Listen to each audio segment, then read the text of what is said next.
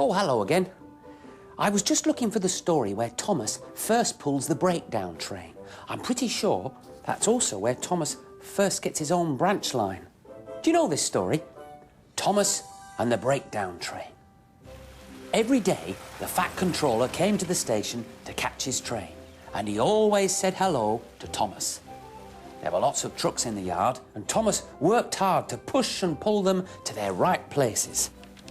But on a siding by themselves were some trucks that Thomas was told he mustn't touch, and two strange things that his driver called cranes. That's the breakdown train, he said. The cranes are for lifting heavy things like engines and coaches and trucks when there's an accident. One day, Thomas was in the yard when he heard an engine whistling, "Help! Help!" and a goods train came rushing through, much too fast. It was a new engine called James, and he was frightened. His brake blocks were on fire, and sparks streamed out on each side.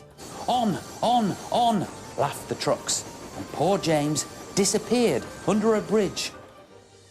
Oh my, that sounds dangerous. A bell rang in the signal box, and a man came running. "James is off the line! The breakdown train, quickly!" So Thomas was coupled on. "Hurry, hurry, hurry," he puffed. "Bother those trucks and their tricks. I hope poor James isn't hurt." They found poor James and the trucks at a bend in the line. The brake van and the last few trucks were on the rails, but the front ones were in a heap. James was in a field with a cow looking at him. "Never mind, James," said his driver. "It wasn't your fault. It was those wooden brakes they gave you. We always said they were no good." Wooden brakes. Dear, oh dear. Thomas pushed the breakdown train alongside. Then he pulled the unhurt trucks out of the way. "Oh dear, they groaned. "Serves you right," puffed Thomas crossly.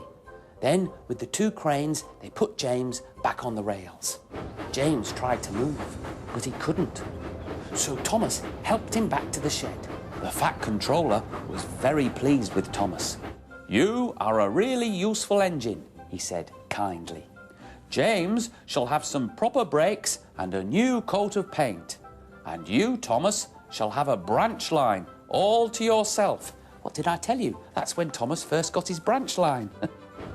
Now Thomas is as happy as can be.